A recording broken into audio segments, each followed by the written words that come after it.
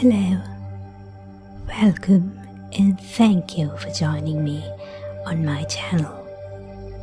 I'm so happy to meet you. I was about to read a book and now I think perhaps I'll read it aloud so you can hear and enjoy it too.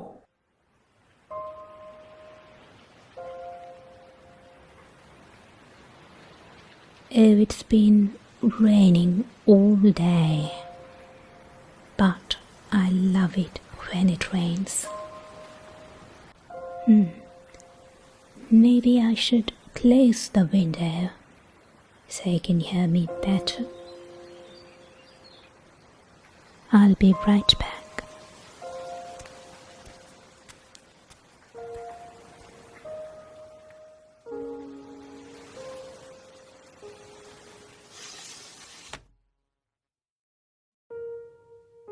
I need some water.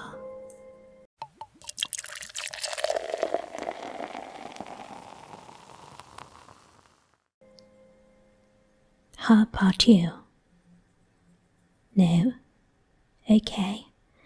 And just a quick sec as I send this email now.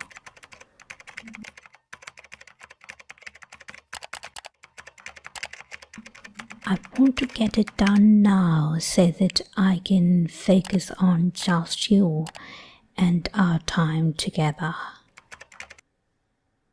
Okay, just a quick sec as I underline some important words and phrases that I need to focus on while I'm reading the book for you. And my reading lamp. And while at it, let's light a candle as a finishing touch. The book I'm going to read today is Village Diary by Miss Reed.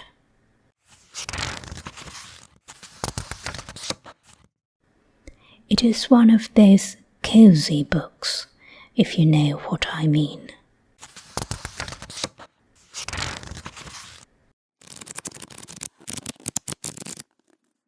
I love the smell of a new book, that smell of crisp paper and fresh ink.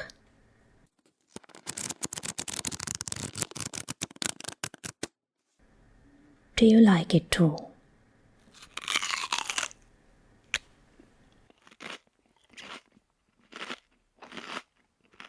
These biscuits are perfect.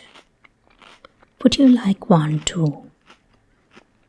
I'll leave it here for you just in case. Oh, by the way, most importantly, if at all you feel sleepy as I'm reading it, feel free to just drift off to sleep. Don't worry about it at all. In fact, isn't it wonderful to just drift off as you're listening to a good book or some soft, relaxing music? I think so, yes. Anyways, let me read the book for you now.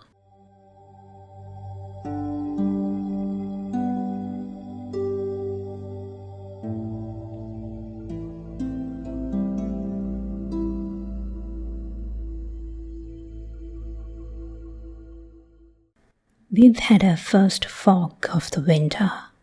Here in open country, we are spared the sulphurous choking fog that makes everything filthy.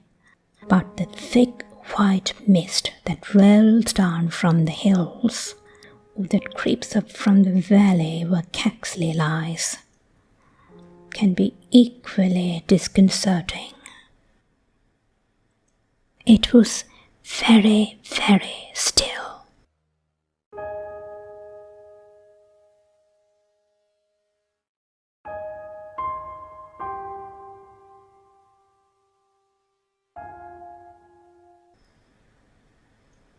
Drops of moisture hung in the hedges and cobwebs.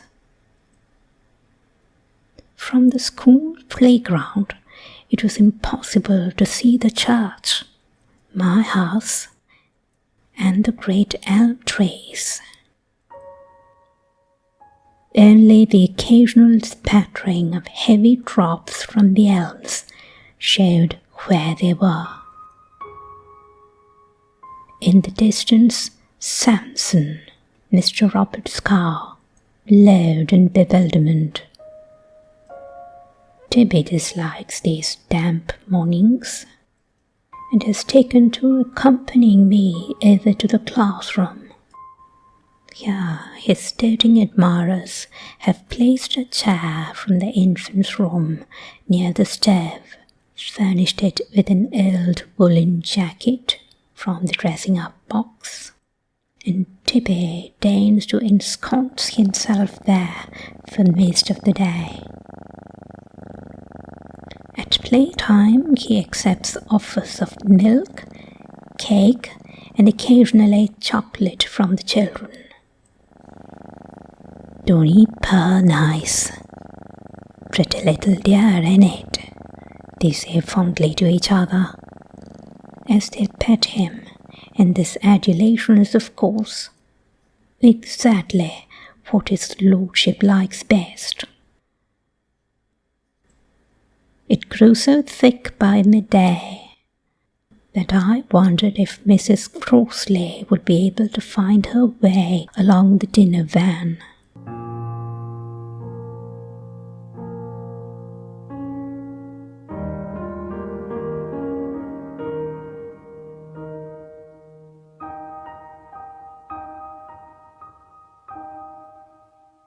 But all was well, and our canisters of stew, mashed potato, apples and custard arrived safely, only 10 minutes later than usual.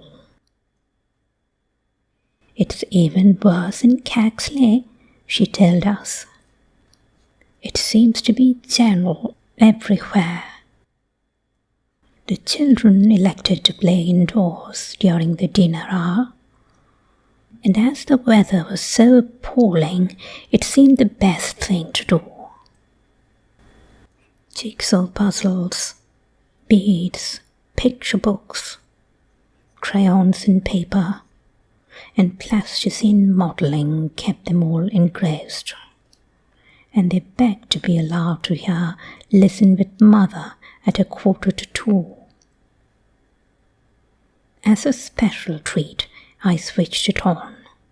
It is, as everyone knows, a program intended for children under school age. But most of the Fairacre children listen with attention to it. This does not surprise me with the infants, for our children are remarkably unsophisticated and appreciate stories, games, songs, and so on, intended for much younger people. But I am astonished that some of the children of 8 or 9 in my own class should still get satisfaction from this excellent program. I should be interested to know if other teachers find that their children are equally responsive. For I should have thought that the natural reaction of the elder child to listen with mother would have been impatience. In any case, it is a compliment to the planners of this program, which I am happy to pass on. Joseph Cox has brought his tortoise to school. This animal has been lost dozens of times during the summer, but has been found in various parts of the parish and returned to Joe. Now it is comatose and ready to hibernate. And Joseph's mother has asked if we can find it accommodation in school. Today, the children put it in a box of dry earth and leaves. and it is back in the corner of the lobby. With any luck, it should survive, and will certainly be less disturbed there, despite 40-odd children's attention, than it would be in the Cog's crowded and ramshackle cottage. We sent the children home 10 minutes earlier this afternoon, much to their jubilation. The classroom was already too dark to see properly, and the 4 inadequate bulbs, which hang naked from the ceiling, did little to help. The children ran off into the mist, squealing like piglets and shouting joyfully to each other.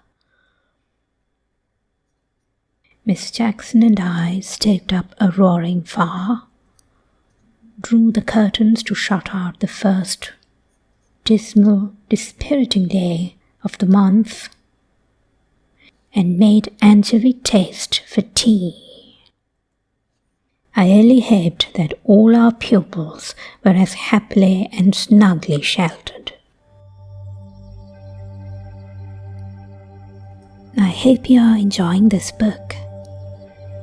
If you are, and from your reaction, I'm pretty sure you are, let me read from another section of this book now, from another portion, another chapter, if it's okay with you.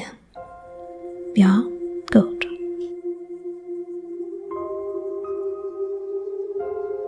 When we emerged, dazzled with glory, into the winter twilight,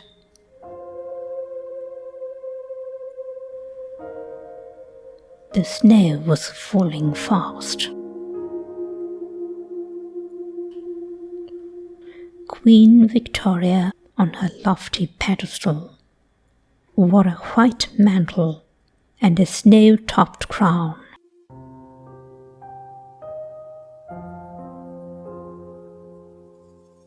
The lane to Fairacre was unbelievably lovely.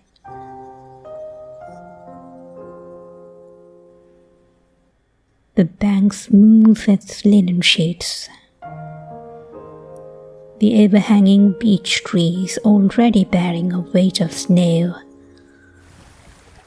along their elephant-grey branches, while the prickly hawthorn hedges clutched white handfuls in their skinny fingers.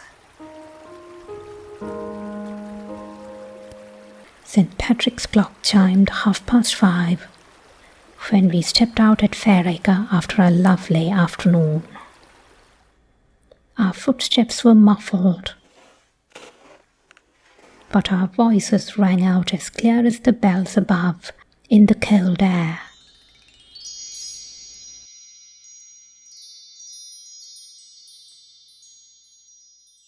Mrs. Pringle asked me as we got off the bus if I had ever tried typhoon tea. I successfully curbed an insane desire to ask her if it brewed storms in teacups. I enjoyed this bon mot all through my own tea time.